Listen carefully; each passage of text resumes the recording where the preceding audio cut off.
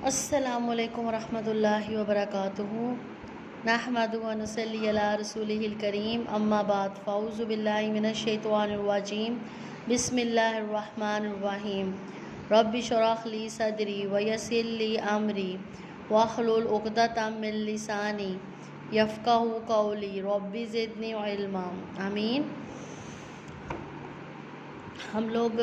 कल हम लोगों ने इसकी मेन लाइन पढ़ी थी हम लोगों ने, तो उसकी हदीस रह गई थी। आज हम हदीस से इसको क्लियर करते हैं कि ग़ुलामों की आज़ादी या कैदियों की रिहाई के लिए ज़कात देना, सर्फ करना जायज़ है। ठीक है, अगर किसी से ग़ुलाम आज़ाद करना है तो उसके लिए आपने ज़कात दी है तो वो जायज़ है। आजकल तो नहीं है इसमें ग़ुलाम, पहले होते थे ग़ुलाम आज़ाद करवाए जाते थे और काफ़ी लोंडियाँ ग़ुलाम होते थे। कैदियों को भी रिहाई के लिए कुछ सज़ा ऐसी होती है कि उनको जुर्माना पड़ता है, तो वो देख के ज़कात के पैसों में से तो आप करना रहा उनको करवा सकते हैं और वो जायज़ है। ये हदीस है अहमद और दार कतनी की है। ठीक है, रवायत की है। इसमें हज़रत बरार रज़ी अल्लाह अन्हु कहते हैं कि एक आदमी नबी अकरम सल्लल्लाहु अलैहि वसल्लम के पास आया और कहा, मुझे ऐसा अमल बताइए जो मुझे जन्नत से करीब कर दे और दोज़ख से दूर हटा दे। आप सल्लल्लाहु अलैहि वसल्लम ने फरमाया, जान को आज़ाद कर और ग़ुलाम को नजात दिला। इसने कहा, या रसूलल्लाह सल्लल्लाहु अलैहि वसल्लम, क्या ये दोनों एक ही नहीं हैं? आप सल्लल्लाहु अलैहि वसल्लम ने फरमाया, नहीं, जान आज़ाद करना ये है कि तू अकेला आज़ाद करे, ग़ुलाम नजात दिलाना ये है कि तू इसकी कीमत अदा करने में मदद करे। ठीक है, जान आज़ाद क्या है कि जो ग़ुलाम आज़ाद कराए वो तू अकेला आज़ाद कराएगा। ठीक है, तो वो तुमने अपनी जान आज़ाद करवाई है। और नेक्स्ट जो बताया है कि ग़ुलाम को नजात के मतलब अगर कोई नहीं आज़ाद कर सकता तो उसको ज़कात के पैसे देकर आज़ाद करवा सकते हो, तो वो ग़ुलाम की नजात है। ठीक है, अल्लाह की राह में जहाद करने वाले को ज़कात देना जायज़ है। अच्छा, देखिए, आप कुछ चीज़ें ऐसी हैं कि हम लोग पढ़ के भी भूल जाते हैं। अब ये चीज़ अक्सर लोगों ने नहीं चीज़ हम लोग जहाद पे जा रहे हैं तो हम लोग नहीं ले सकते। अक्सर ये तबलीग पे जाते हैं लोग जहाद। अब तो बहुत कम हो गया जहाद और तबलीग ना, उस ज़माने में बहुत था। तो उसमें सफ़र के लिए पैसे या खाने पीने की अशिया के लिए ना, तो उसमें बताया जा रहा है कि ज़कात देना जायज़ है। इसके बारे में हम हदीस अबू दाऊद की पढ़ते हैं।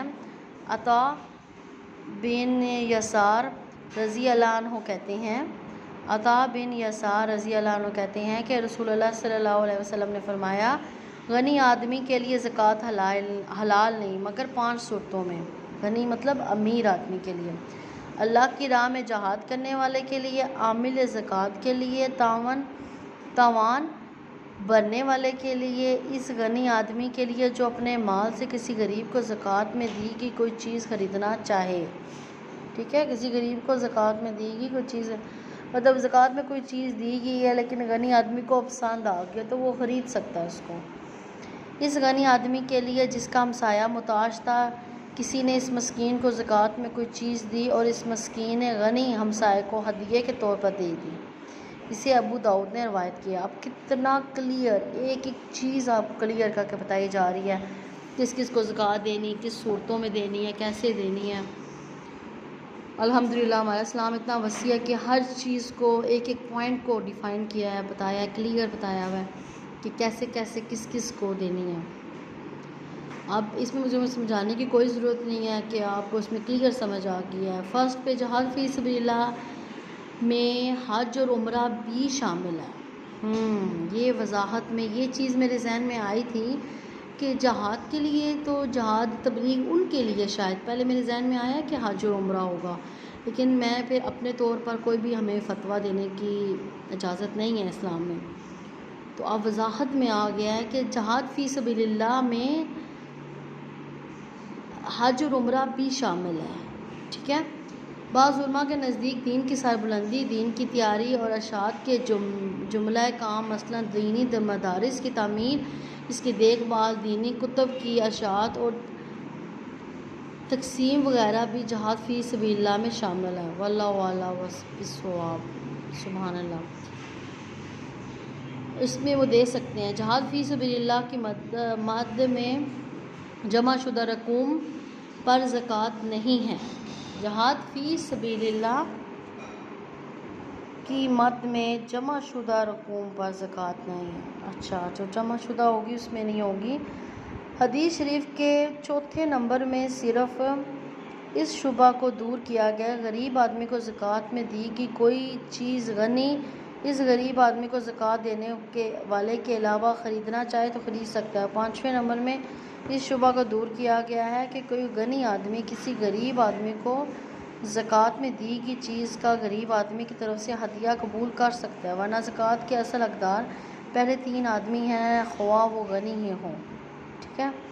दौरान सफ़र में ज़रूरत पड़ने पर मुसाफिर को ज़कात देनी जायज़ है, ख्वाह अपने घर में गनी हो। मैंने आपको पहले बताया था कि अक्सर ऐसा होता है कि आप किसी सफ़र पे निकले हैं, आपकी चीज़ या तो गुम गई है या कि चोरी हो गई है, आप बिल्कुल रोड पे आ गए, आपके पास खाने को क्या, पीने को क्या, सफ़र करने को भी 1 रुपया नहीं है, तो उस सूरत में आप ज़कात ले सकते हैं। ठीक है। इसकी इंशाअल्लाह कल हदीस पढ़ेंगे हम लोग। सुब्हाना रब्बिका रब्बिल इज़्ज़ति अम्मा यसिफ़ून वस्सलामु अलल मुरसलीन वल्हम्दुलिल्लाहि रब्बिल आलमीन। अस्सलामु अलैकुम व रहमतुल्लाहि व बरकातुहू।